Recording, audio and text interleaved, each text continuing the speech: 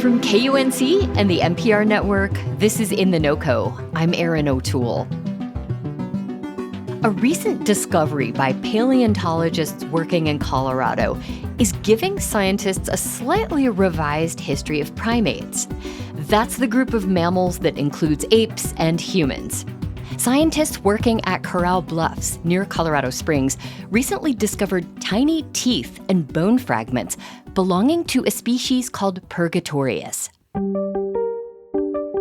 Purgatorius was an early and distant cousin of humans. It thrived 65 million years ago, not long after an asteroid wiped out the dinosaurs.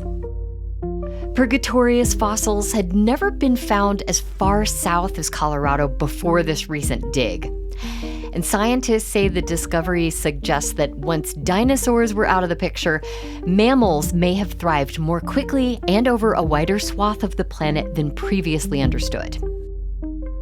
Joining me now to unpack this discovery is Jordan Crowell. He's a postdoctorate fellow with the Denver Museum of Nature and Science and worked with dozens of volunteers and other scientists on the dig near Colorado Springs. So, the main character in this story is a small mammal called Purgatorius. Jordan, introduce us to Purgatorius. How big was he and where did he live? Yeah, so Purgatorius is a true-sized mammal that perhaps maybe looked a little bit like a mouse or a rodent you may find alive today. Mm-hmm. Prior to this discovery, Purgatorius really only lived in Montana and southern parts of Canada. But now we've found it as far south as Colorado.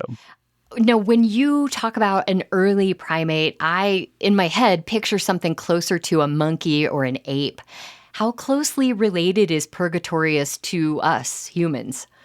So Purgatorius is very distantly related to all humans. If we think about all living primates alive today, the lemurs, the monkeys, the apes, and the humans, and then we trace all of them back down to a common ancestor, Purgatorius was probably a few branches removed from that common ancestor. So they're a very distant cousin of all primates, including humans. Okay. Now, you found these Purgatorius fossils in an area near Corral Bluffs, near Colorado Springs.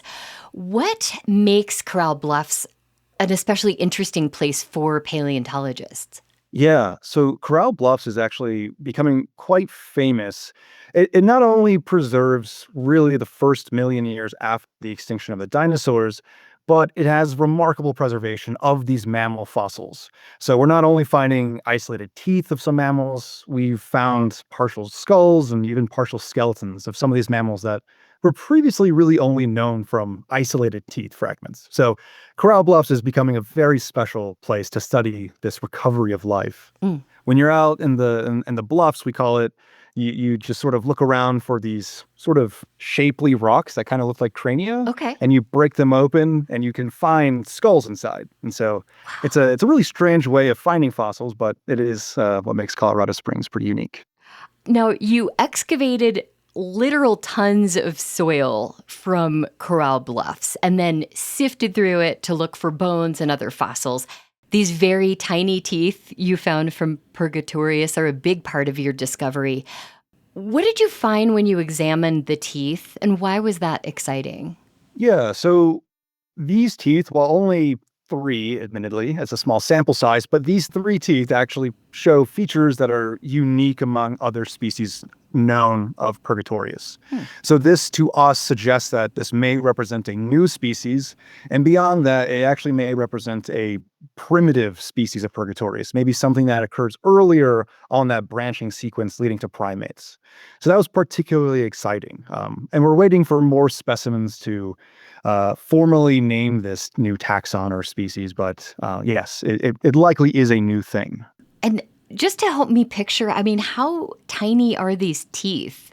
Yeah, so these teeth could easily fit on the tip of your finger. They're roughly 1 millimeter by 1 millimeter in length and width. So they're quite tiny. Well, one of the fossils you also found was part of a Purgatorius ankle bone. And this suggests that he was living in trees, which then suggests that forests were perhaps more widespread on Earth than previously thought. Why is that an exciting discovery for you? Yes. So prior to this discovery, we, again, only found Purgatorius up in the north, and the absence of it in the south was kind of confusing to us because we find mammals in the south in Colorado as well as New Mexico. And north being like Montana north or, Canada? Montana, Canada, even far north of Canada, but yes. So because Purgatorius was living in trees like all primates do today, we assumed that its absence in the south must be related to forest recovery. And perhaps the forests following the extinction were slow to recover down south. But talking with our colleagues who study plants at the museum, they told us that no, the forests are actually coming back quite rapidly in the south. And so we then thought, okay, maybe we weren't looking hard enough for Purgatorius. And that's what really got us into screen washing Corral Bluffs as thoroughly as we've done. You mentioned screen washing. That's part of how you sifted through the dirt for fossils, right? Yes. So screen washing, yes, we take the sediment and we wash it in these meshes, these fine meshes, to isolate those fossils from the dirt. It feels like this discovery speaks to how resilient mammals were after the dinosaurs were wiped out. Do you ever find Purgatorius a little inspirational?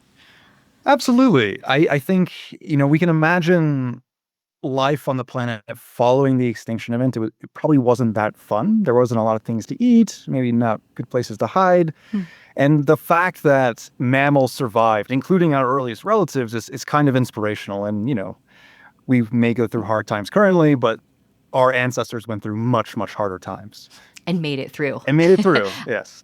Movies like Jurassic Park kind of give us this picture of, a handful of paleontologists digging for fossils in a remote area and quietly making big discoveries. But you had quite a crowd working on this dig. How unusual is that in paleontology? I actually think it's quite common. So with those large discoveries of big dinosaur bones, you often need a huge amount of a labor force to actually excavate these bones. So the fact that we had dozens and dozens of interns, volunteers, and scientists digging dirt and working through this whole process of finding fossils is kind of pretty standard for our field. And I think that's what makes paleontology quite nice. It can, bring everyone together to really help find fossils and learn more about life on the planet.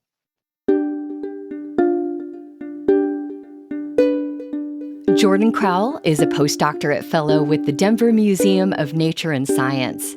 He spoke with me about the recent discovery of fossils near Colorado Springs from an early primate called Purgatorius.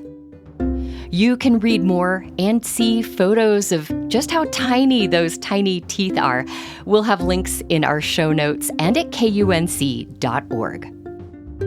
And by the way, you can hear every In The NoCo interview we've ever done for free in your podcast feed or at KUNC.org. That's it today for In The NoCo. I'm Erin O'Toole. Thanks so much for listening.